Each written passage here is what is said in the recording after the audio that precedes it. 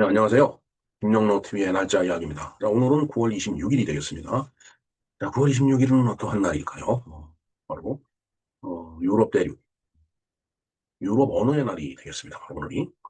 유럽 하면 뭐 여러 가지 언어가 많이 있을 텐데, 그래도 뭐 뿌리는 같은지 모르지만, 거기서 파생된 언어가 아주 나라마다 이렇게 다 다른, 그런 언어인데, 그 언어를 어떻게 통합하려고 그랬는지 모르지만, 유럽 언어의 날이라는 걸 만들었더라고요. 그러니까, 유럽 언어 모두를 이제 기념하는 그런 날이 아닐까, 이런 생각을 해봅니다.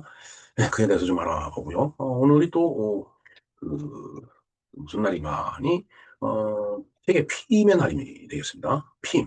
그러니까, 임신을 하지 않는 그런 날이라고 하는데, 요즘같이 그 저출산 문제가 심각한 그 시기에, 어, 피임의 날, 뭐 이렇게 얘기하는 게 또 조금 음, 좀 그러네요. 네. 그러나, 또 피임이 또 필요한 경우가 있으니까, 세계 피임의 날이 또 어떻게 지정이 되는지 한번 좀 알아보는 그런 시간을 갖도록 하겠습니다. 네, 유럽 언어의 날과 피임의 날, 이렇게 두 가지 날을 한번 알아보는 시간을 갖도록 하겠습니다. 네, 그러면은 유럽 언어의 날에 대해서 한번 알아보겠습니다. The European, 아, D가 아니죠. 더라고 읽어야죠. The European Day of Languages. languages 복수를 쓴 거 보니까 유럽 대륙에 이제 여러 가지 이제 말이 많다라는 그런 얘기죠. 9월 26일로 유럽 회의, The Council of Europe, 그리고 유럽연합, 유럽 유니온이 공동으로 조직한 유럽 언어의 해가, 그러니까 유럽 언어의 해를 2001년으로 이렇게 정했던 모양입니다. 근데 이제 그게 끝나갈 무렵에 이제 뭐 해가 바뀌려고 하는 그런 무렵이겠죠. 2001년 12월 6일이다라는 얘기죠. 어, 2001년이 끝나갈 무렵인 12월 달에 유럽 회의에서 그러면은 9월 26일을 유럽 언어의 날로 정하자라고 이렇게 이제 선포를 한 겁니다. 음, 자, 최종 목적은 전 유럽의 언어 학습을 이제 장려하는 거다라는 얘기죠. 글쎄요, 우리가 그 학교를 다니면서 이제 배우는, 외국어 하면은 일단 뭐 여기 영국이 있으니까, 영어죠. 잉글리시가 되겠습니다. 그리고, 어, 저희들이 고등학교, 대학 다닐 때 주로 이 독일어를 이제 배웠습니다.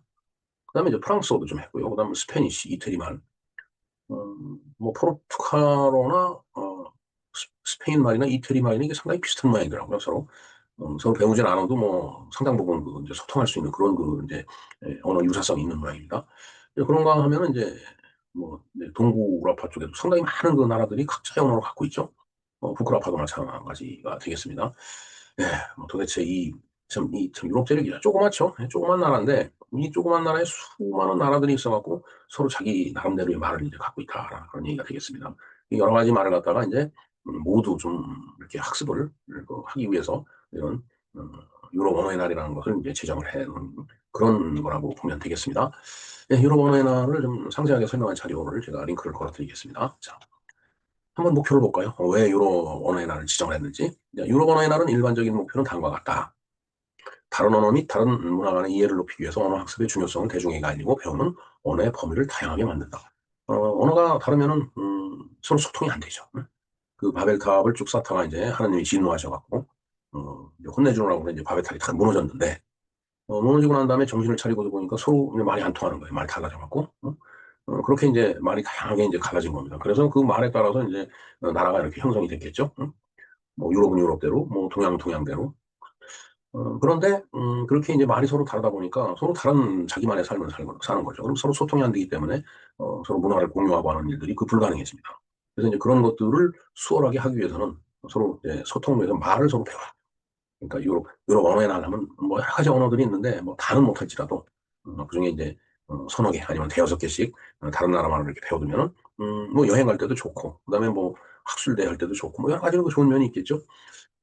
생각을 해보면은 정말 참 우리가 예를 들어서 이제 이 동양 쪽을 생각해갖고서 한국 사람이 뭐 일본어를 배우거나 아니면 중국말을 배운다거나 아니면 뭐 베트남 말을 배운다거나 이거 또 쉽지가 않죠. 물론 한국말하고 일본말하고는 상당히 유사성이 있습니다. 뭐그 어순도 똑같고 그리고 그 이제 같은 한자 문화권이기 때문에 어, 그 상당히 유사한 면이 있어요. 저는 그 맨 처음에 들린 게 놀란 게, 이게 귀가 잘 들린다 할 때 이제 기키마스, 이렇게 기꾸라는 그 일본어를 쓰죠. 근데, 우리가 약을 먹고 약에 효능이 있으면, 약이 잘 듣는다 그러죠. 그 듣는다라는 말은 일본도, 어, 약이 잘 듣는다라고 해서 그 깊고 깊게 마서 그 단어를 그대로 쓰더라고요. 정말 이 상당히 유사성이 있구나 하는 걸 그런 걸 느꼈는데, 일본어하고 한국어는 좀 그런 면이 있다 손치더라도 중국말하고 뭐 베트남말 같은 데는 상당히 또 이제 거리감이 느껴지죠. 뭐 태국말, 뭐 라오스 말도 있고, 뭐 또 여러 가지 말이 있을 겁니다. 캄보디아 말도 있고. 예.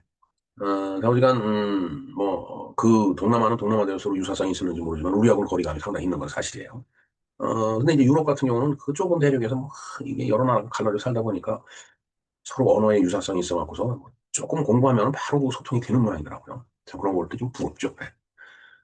네, 그래서 그런 언어의 범위를 다양하게 이제 만들자 이제 이런 의도로 이제 그런 목표로 이제 유럽 언어의 날을 만들었다는 얘기죠. 자, 그다음에 유럽의 풍부한 언어와 문화적 다양성을 홍보한다. 뭐 말이 통하면 문화적인 다양성 홍보가 가능하겠죠. 그리고 학교 안팎에서 배우는 평생 언어를 장려한다. 음, 이게 뭐 꼭 학교 안에서 배우지 않더라도 학교 안에서고 밖에서고 이렇게 평생 그런 언어를 서로 배우면서 다른 나라 말도 내가 할 수 있게끔 그런 능력을 키우자는 얘기가 되겠습니다. 자, 이로써 사람들은 누구든 새로운 언어를 배우거나 그들의 기존 언어에 특별한 자부심을 느끼는데 용기를 얻게 된다. 뭐 아무래도 우리가 한글을 하면 그 자부심이 굉장히 크잖아요. 그야말로 이 디지털 세상에서 가장 그 사용하기 편리하고 그다음에 손쉽게 쓸 수 있는 그 이제 이 언어가 바로 이 한글이 되는데 정말 그런 거를 느끼면 자부심을 느낍니다. 또한 언어 교육 관련 담당자들은 사람들이 다양한 언어 학습을 더 쉽게 배울 수 있는 방법을 만들거나 언어 홍보에 대한 정책을 구상하는데 더욱 그 힘을 얻게 된다. 뭐 아무래도 그렇겠죠. 당연한 얘기가 되겠습니다.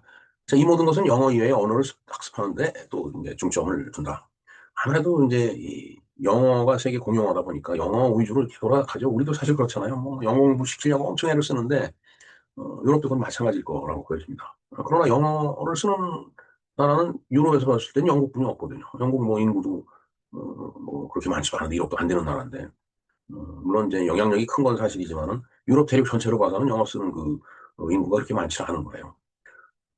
그리고 그 이제 유럽 언어들은 서로 비슷해갖고 이 보면은 영어를 뭐 쉽게 그 배우고 쉽게 구사하는 것 같더라고요. 그런 면에서 보면 상당히 좀 부럽다라는 그런 생각이 있습니다. 자, 그다음에 유럽 전역에서는 유럽 언어의 날에 즈음하여 TV와 라디오에서 어린이들을 위한 언어 교실과 컨퍼런스를 포함한 다양한 이벤트가 열린다. 뭐 저는 그런 다양성을 홍보하기 위해서 뭐 당연히 해야 될 일이 되겠습니다.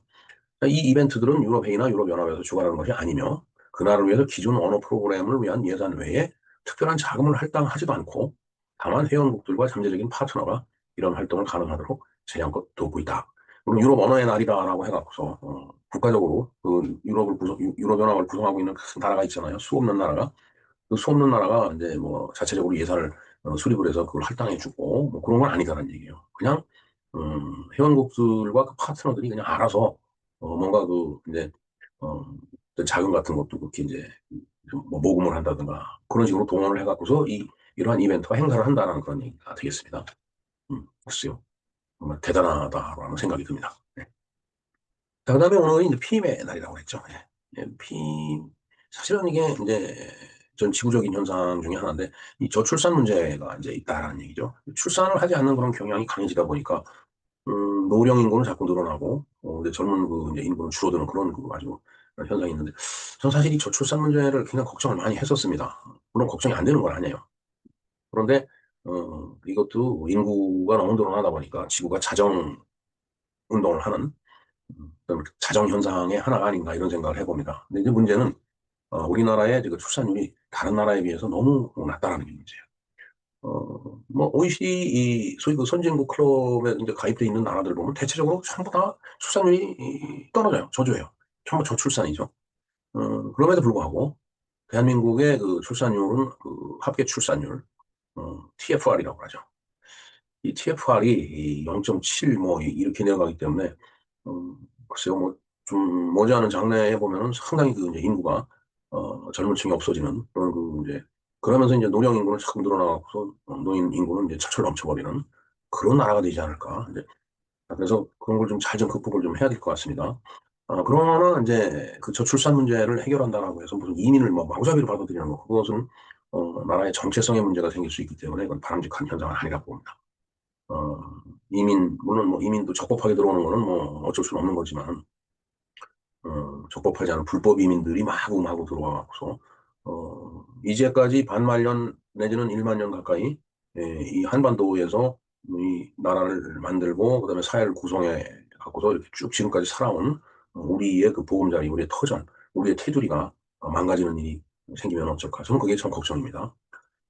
사실은 이민자가 급증하게 되면 그런 정체성 위기가 발생이 되죠.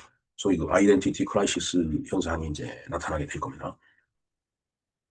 자금의 미국을 보면은 트럼프 대통령이 이 불법 이민을 엄청 단속을 하죠. 그래서 얼마 전에 우리나라 사람들이 불법 출입 해갖고서 뭐 추방이 되거나 뭐 이제 이런 일이 있었는데 음, 해당 국가의 법률은 지켜줘야 됩니다. 아니 우리나라에 들어와서 이렇게 불법으로 활동하고 있는 사람들 우리가 눈 감아준다면 그것도 잘못된 사회예요. 우리나라도 좀 불법적으로 들어와서 활동하는 사람들이 많이 있을 거라고 보여집니다. 옛날에는 불법 체류자 단속을 해갖고 그냥 뭐 불법으로 들어온 사람들이 굉장히 어려움을 겪은 건 사실이죠. 그러나 그건 대한민국을 지탱하고 있는 법률적인 그런 그 처결이기 때문에 그것을 놓고 뭐라고 하는 것은 그 잘못된 거예요. 우리가 만든 법률에 의해서 우리 자신을 지키기 위한 법률은 우리 스스로 엄격하게 지키고 외국인들도 그걸 지키기에 그렇게 우리가 요구를 해야 된다고 저는 생각합니다. 자, 어떻게 저출산 피메날 얘기를 하다 보니까 뭐 이상한 얘기까지 이상하다기보다는 불법 출유 얘기까지 했는데 어찌됐든 음, 이제는 출산을 좀 장려할 때죠. 네, 많이 많이 그 이제 출산을 해 주기 바랍니다. 사실은 제 어렸을 때만 하더라도 뭐 아들 딸 구별 말고 둘만 나아 잘 기르자. 열아들 잘 키운 딸 하나 열아들 부럽지 않다. 뭐 이런 식으로 표를 막 그 내걸면서 산하제한 정책을 썼는데 그때는 정말 그랬어요. 낳아놓기만 하면은 먹고 살 건 갖고 태어난다라고 이제 어른들이 얘기를 했지만은 정말 그 국가 경제가 어려워갖고 먹고 살 일이 막막할 때인데 자꾸 인구는 늘어나니까 산하제한 정책을 쓴 겁니다. 그 산하 제한 정책을 그 비난해서는 안 될 거라고 보여집니다. 그때 당시 상황은 그랬어요. 그러나 경제가 우리가 용성해지고 커지다 보니까 뭔가 그 아이들한테 그 쏟는 그 정성과 비용 뭐 이런 것들을 생각하면 아 그냥 편하게 즐겁게 살다 가자 이런 그 생각과 하나만 진짜 잘 낳아서 키우자 뭐 이런 생각 뭐 그런저런 생각 때문에 지금 이제 출산율이 그냥 떨어지고 있죠. 그 딩크족이라고 있잖아요. 더블 인컴 노 키드. 그러니까 애는 없고 둘이 맞벌이라면서 뭐 경제적인 그 어떤 풍요로움을 즐기겠다. 글쎄 뭐 그 한순간 그 한 세대는 그렇게 즐거울는지 모르지만 먼 미래를 생각하면 그게 그 반드시 예, 좋거나 옳다라고만 볼 수는 없습니다. 자, 그런 의미에서 우리가 출산율을 높이는데 정말 다들 노력을 좀 해야 되겠다고 생각합니다. 저는 옛날에 학교에서 강의할 때 농담 삼아서 이제 농담같이 그런 얘기를 했죠. 나중에는 정말 출산율이 오르지 않으면은 결혼하지 않은 남녀를 그 이제 감옥에 가둘 거다 한 방에 그리고 나서 아이를 갖게 되면은 석방을 시킨다든가 정말 그 우스갯소리로 농담같이 그 얘기를 했지만 정말 그런 날이 올는지도 모릅니다. 정말. 너무 출산율이 떨어지면 뭐 여러 가지 방법이 동원이 되겠죠. 네, 이상 김영로 TV에서 살펴본 오늘의 날짜 이야기 바로 유럽 언어의 날과 피임의 날 그리고 저출산 문제까지 한번 다뤄보았습니다. 자, 감사합니다.